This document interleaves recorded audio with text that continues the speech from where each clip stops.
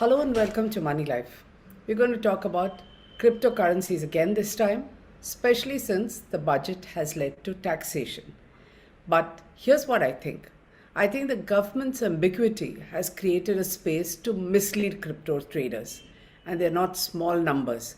In fact, I believe that in a country with low financial literacy, the government has a duty to explain very clearly and unambiguously what its stand is on the legality of crypto as well as the taxation, especially when it takes the first step towards what is seen as the regulation of a confusing financial asset. Now, the government has only added to confusion because on one hand it says it's not legal. Let me take you step by step over why this confusion and chaos. First, let's look at the numbers. The number of people trading in cryptos is frighteningly large. 20 million is one estimate. And if you remember our previous video blogs, 20 million is the number of investors there were in a highly regulated capital market right until almost 2020, the pandemic. So when the numbers are that large and the investment, again, an estimate from the industry is $6 billion in cryptocurrencies and crypto assets and tokens and what have you. We're going to call them cryptocurrencies, okay, to just make it easy.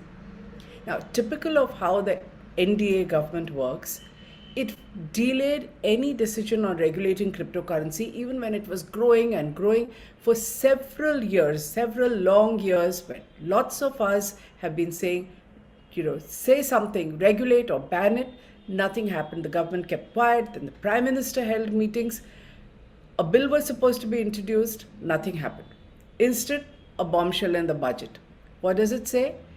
No talk about legality, no talk about regulation, but we're going to tax it. So putting taxation before legislation, isn't it a little like putting the cart before the horse? Now, like I said, the finance minister decided in her budget that she's going to impose a 30% tax on profits from crypto transactions. In addition, to trace these transactions is going to be a 1% tax deduction at source. What has been the response to this? There has been thousands and thousands of tweets which said this means that India has legalized cryptocurrency. Government says no, but it has opened the door to deliberate, cynical attempts by the crypto industry, those who are mining, those who are influencers, those who are running crypto exchanges, to mislead the gullible. Remember, these people are either very daring, that they dare to take the risk, or they're gullible and, easily fooled. So what has happened is the government is on social media. The finance ministry, the finance minister, the Reserve Bank of India, the RBI governor, secretaries of the government, they cannot have missed this profusion of tweets, which we are going to show you one by one. So these are from the industry. Clarity on crypto tax is such a positive move by the government. Read the rest of it. There's another, again from WazirX, a crypto exchange, big campaigner for the crypto cult, which says, today's budget has ensured a bright future for the Indian crypto ecosystem. Hello? Now, I'm not going to read the rest of it. You can read it over here. A third, which calls it a blockchain bulletin, again, spreading news on crypto, says, crypto in India is legal now, with India's finance minister revealing plans for CBDC and 30% tax. What is the government saying? Obviously, the finance minister has been asked this in various post-budget meetings, and here's what they say. It's astonishing. But on 2nd February, Finance Secretary T.V. Somanathan told Bloomberg Television that cryptos are in a gray area and it is not illegal to buy and sell cryptos. We're giving you a link. I'm not making it up. 2 days later, on 4th February, in another post-budget interview to PTI, which is our leading news agency, the same finance secretary said cryptocurrency will never be a legal tender and RBI's digital rupee would alone be the legal tender in India. Now, my first thought was, couldn't Finance Minister Nirmala Sitharaman have been this unambiguous in the budget?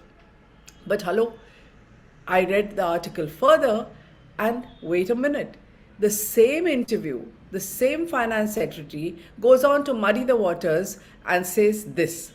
When he was asked why crypto legislation is not listed in the budget session of parliament, he says, we are in a democracy. In a democracy, the government starts with something, but then there is feedback, which is why it's come to a grinding halt. Remember, they woke up much later, things have halted. Government is apparently listening to feedback. Based on that feedback, they are yet to conclude how and what is going to be done about legislation. Now, feedback is available on social media as well. That feedback should have told them that people are being misled. So, just look at the sequence. Between 2nd and 4th February, the unambiguous initial statement by the finance secretary may not even hold water down the line. So how should we read this? How do we read his statement that it'll never be a legal tender? Does never in the finance ministry's lexicon mean until there are wider consultations and then we may change our mind? Or does it mean that we will actually go and introduce a bill in parliament, but if there are protests, people sit out on the streets, block the roads for months together, then we may roll it back because there is public outrage? Like I said, crypto traders are not the kind like farmers who may come on the street, but there are 20 million of them. It's not a small number. Now, what is a legal tender? Again, the finance secretary says legal tender means by law, it is accepted in settlement of debts. If he trawled social media a little bit, he would know that at least payments are being done in cryptocurrency, but I'm going to come to that later. The tweets quoted above show that the industry is telling investors something completely different. The government is not offering any clarity, but is crowing about the fact that we are going to tax. And when it says it wants to look at international concession, that's one of the things the finance secretary says in that interview, because they're going to be cross-border transactions. Well, only one country, El Salvador, has actually accepted bitcoins as legal tender. Nobody else has. So what is this wait and watch game? Why not a clarity to say it is illegal at the moment? You're keeping quiet and watching these exchanges grow. They're putting pressure on banks to accept them, but nothing happens. Now, let me come to the main part of this video blog, which is how can it be taxed but not legal? And why is there confusion over this? Most people, including you and me, would understand taxation as a simple binary, which is the government can tax what is legal. If something is illegal, you don't expect the government to quietly collect tax. You expect them to go after the illegality, punish people, force a disgorgement of ill-gotten gains. The wonderful world of taxation all over the world, it doesn't work like that. So if you're going to ask this question, that does this mean that the government becomes a partner in crime by collecting tax on something illegal? Unfortunately, in a way, it is true. Investors have to open their minds and listen and stop listening to only self-proclaimed gurus in the crypto echo chamber, and they will look at what legal precedents on taxation are and why the government so breezily has imposed a tax which they think is high, but the government thinks has to be high because it's almost like taxing something illegal, and is sitting pretty and quiet and letting you be misled on the legality. So let me start with the most famous case, which will explain what I'm saying, that it can be taxed even if it's illegal. Remember Al Capone, most of you have heard about the gangster in the US. He was nailed for avoiding tax. This is not fiction. Tax laws around the world are based on the principle that taxing illegal income is okay. In fact, if you look at the print version of this video blog, you can look at actual links and look at the articles on global precedents that I'm going to quote over here. In fact, if you go back, this has been the state of affairs for a century almost. In fact, in 1927, there is an article in taxguru.in which talks about Ministry of Finance versus Smith, 1927 AC 193 PC. We're going to put that down here. It's a case where Lord Haldane observed that the Income Tax Act is not necessarily restricted in its application to lawful business only. The revenue department, that is, merely looks at an accomplished fact. And in this case, what is a fact? It brings the profit to tax. So if you've done an illegal activity, earned a profit and an income, it will tax it. It does not condone or take part in the illegal enterprise. Prosecution for the offense, however, by whichever is the relevant department, will not disentitle the IT department from taxing the profit arising out of the commission of an offense. In the Indian context, tax expert H.P. Ranina explained this in a column in 2009 February. This explanation happened after a path-breaking case was decided in India. This article in the Financial Express, he says, Section 224 into brackets of the Income Tax Act 1961 creates an obligation to pay tax on all income that's received. He cites several cases that were eventually decided by the Supreme Court. There's one he talks about T.A. Qureshi versus CIT, where the court held cases are to be decided by courts on legal principles and not on moral views. Law is different from morality. The primary function of the Act is to bring income of various kinds into the tax net. Income tax authorities are not concerned about the manner or means of acquiring income. The income might have been earned illegally or by resorting to unlawful means. Any illegality tainted with the earnings has no bearing on taxability. Allowing such income to escape the tax net would be nothing but a premium or a reward to a person for doing an illegal trade. Stunning, isn't it? Yes. When I first heard about it while doing law, I was equally stunned. Further iterated, and H.P. Ranina talks about this in this article, that the IT department cannot act like the police to prevent the commission of unlawful acts. That's the job of the police. Tax machinery is there to tax such income. The Act considers income earned legally as well as tainted income alike. Same pedestal. There's nothing like illegal income as far as the tax collector goes. Now, even if the SEC is prosecuted by the law enforcement authority for commissioning of an offense, the income earned by the offender would be income liable for assessment. Now, it is not a defense in such a case that the state becomes a party to an illegal act.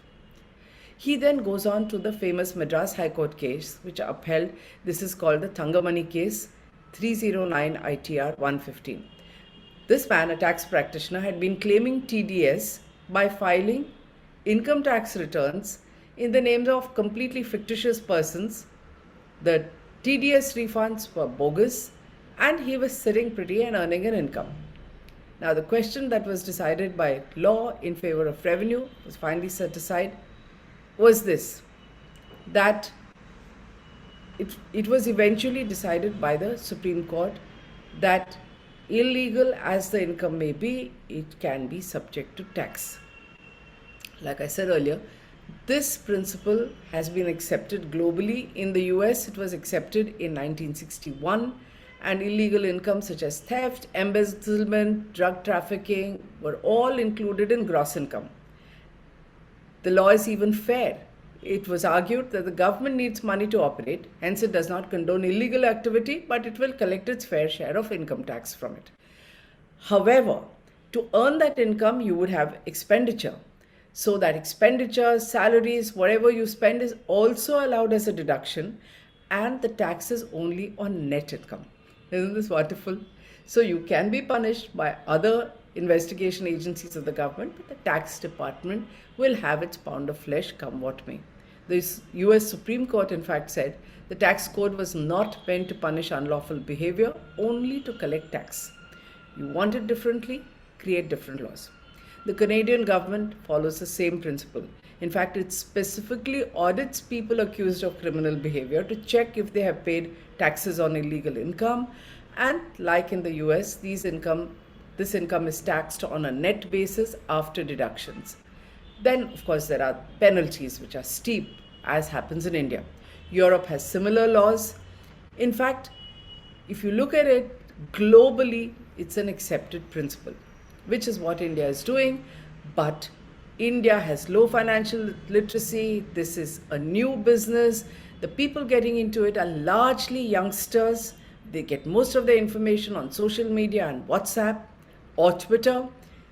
I think the finance ministry had And the finance minister had a duty to these youngsters to explain all this. Don't wait for us to do it. Let the government come out and say what happens. In fact, the confusion is huge. Even today, there's absolutely no clarity on how this 1% TDS is going to happen, because first, the exchanges themselves are not legal.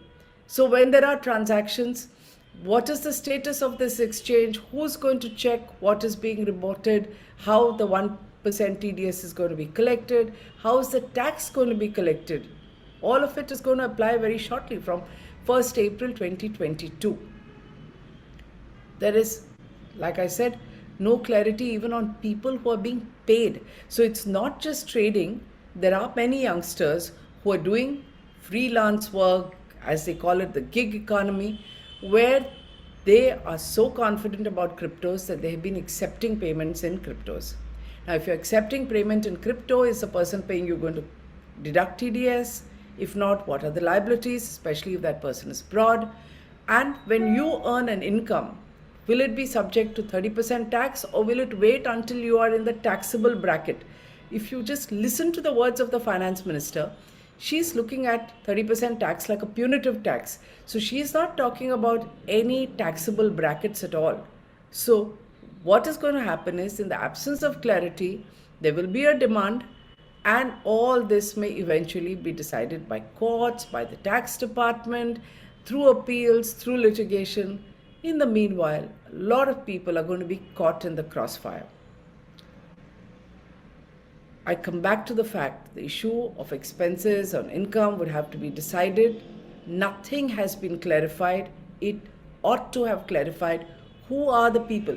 Like when you have tax deduction at source on the capital market, it's a BSE and NSE that collects it and sends it straight to the finance ministry. They are legal, regulated exchanges. They're regulated at multiple levels. They're self-regulatory bodies, and then they have SEBI above them and the finance ministry. What about crypto exchanges? You haven't even decided their legality. All this suggests that those earning cryptos may go underground or end up accepting illegal payments. They may still have to pay tax on it unless they find a way to fly below the radar. All the trading that they do has to be clarified. Don't listen to exchanges if they tell you that it's all legal. Ask them how it's going to work before you get into trouble from 1st April 2022. The government has been smug about the way it has attracted 20 million investors into the tax bracket. You as an investor need to watch out for yourself, ask questions, and be careful. If you agree with what I say, please forward this to others who are trading in cryptos, who are accepting payments in cryptos. Spread the word, ask the question, open your mind, Google, and listen. Thank you.